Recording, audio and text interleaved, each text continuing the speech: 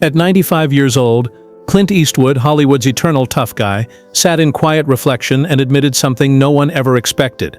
After a lifetime of legendary films, fame, fortune, and more romances than tabloids could count, he whispered just 9 words that stunned even those closest to him.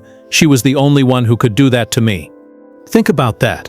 A man who survived the ruthless grip of Hollywood, who outlasted countless rivals, who stared down villains on screen and critics off-screen, was undone, not by an enemy, not by failure, but by a woman. For decades he played the role of the untouchable icon, the steel-eyed gunslinger who never flinched. But behind that myth was a secret heartbreak, one he carried like a hidden scar for nearly half a century. And the story of that heartbreak reveals more about Clint Eastwood than any of his films ever could.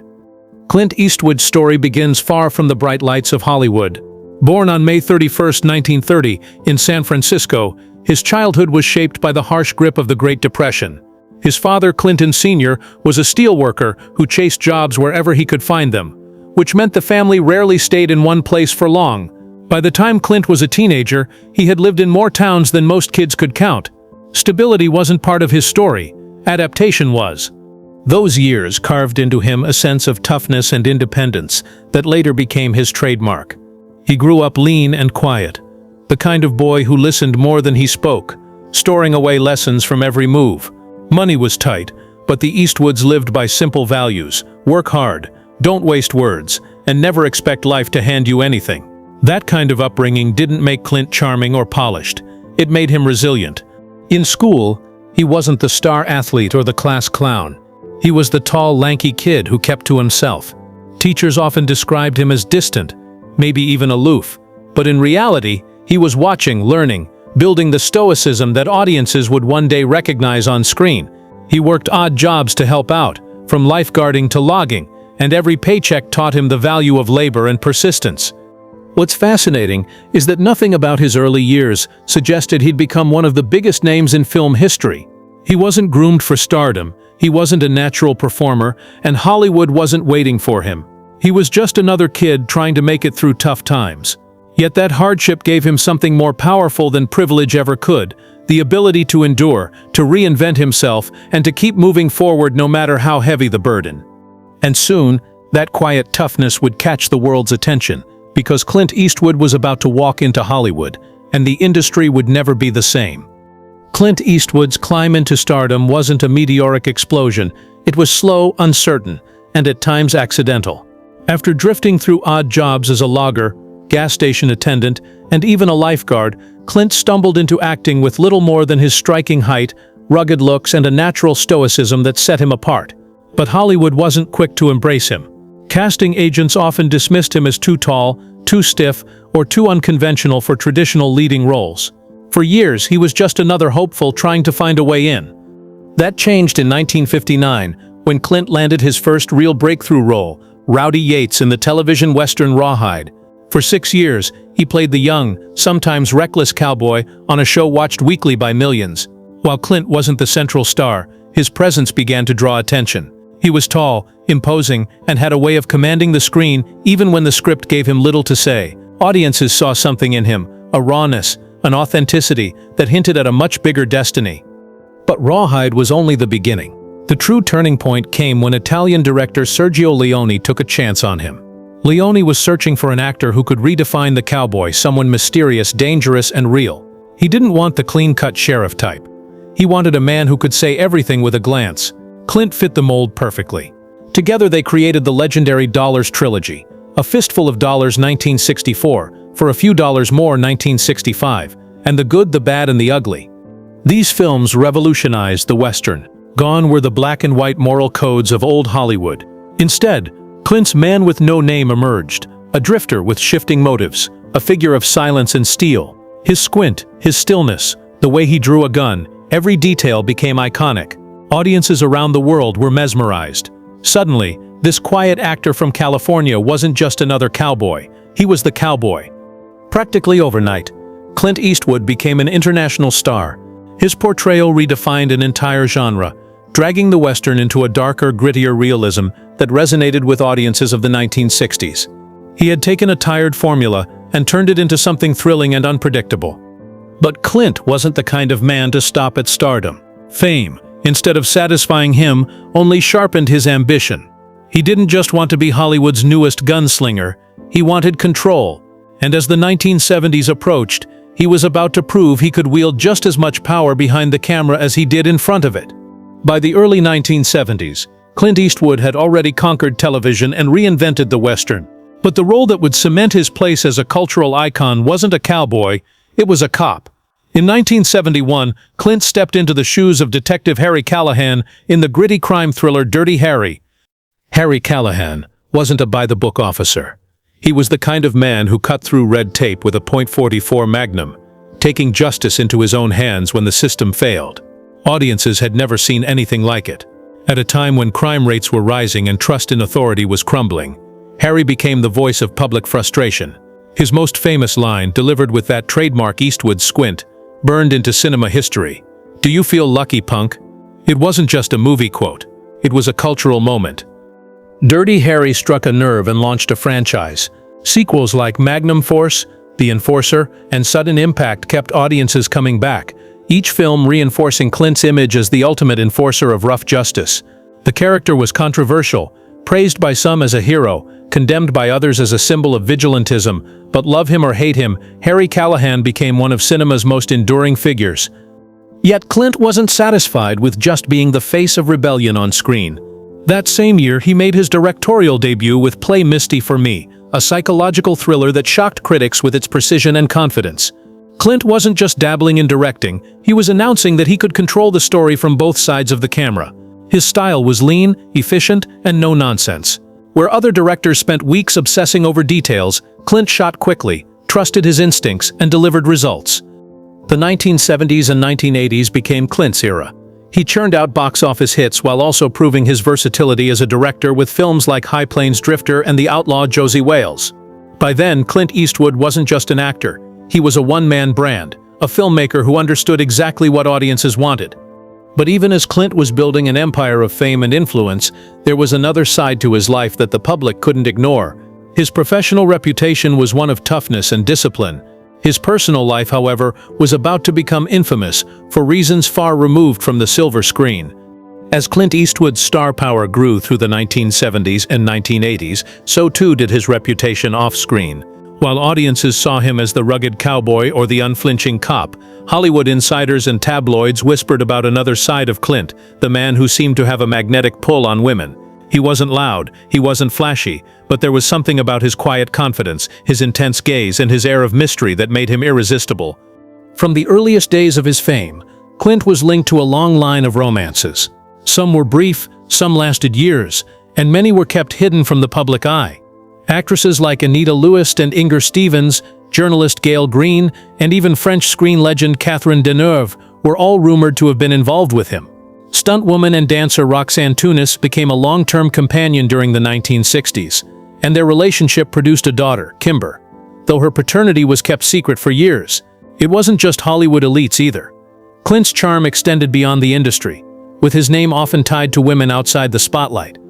In 1953, at just 23, Clint married Maggie Johnson, a young model he had met on a blind date.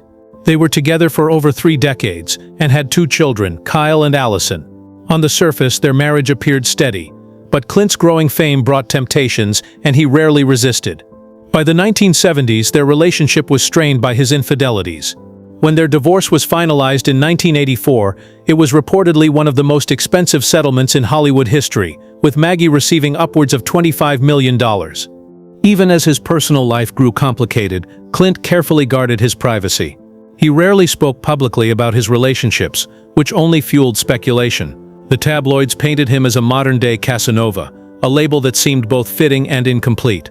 For all his romances, Clint remained an enigma, hard to pin down, hard to fully understand.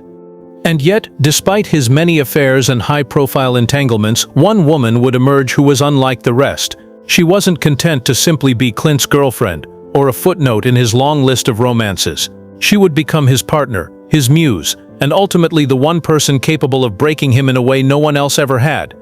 That woman was Sandra Locke. And when she entered Clint's life, everything changed. If you're enjoying this story, hit subscribe so you don't miss the rest.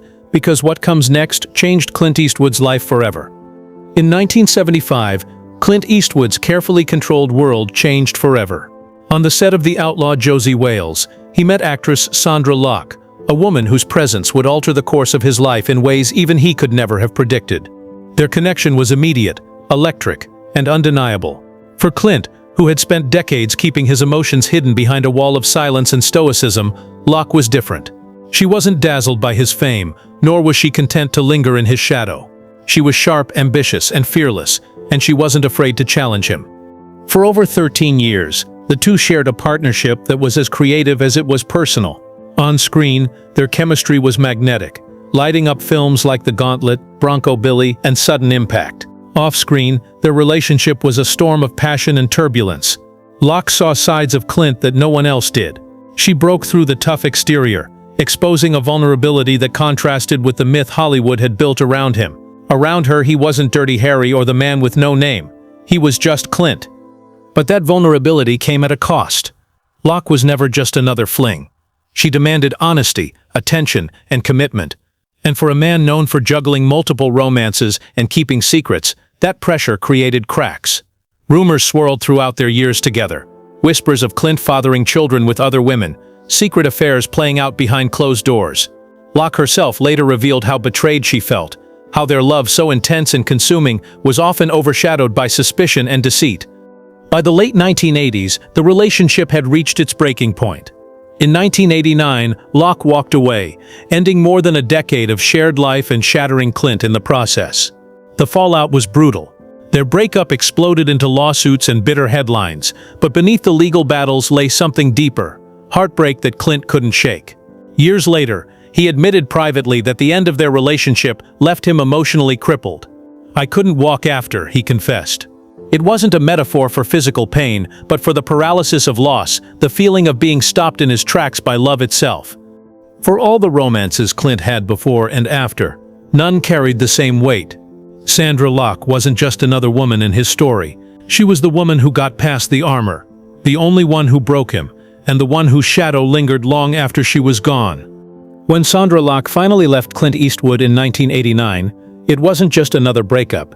It was a detonation that shook both their lives, and Hollywood watched every moment unfold.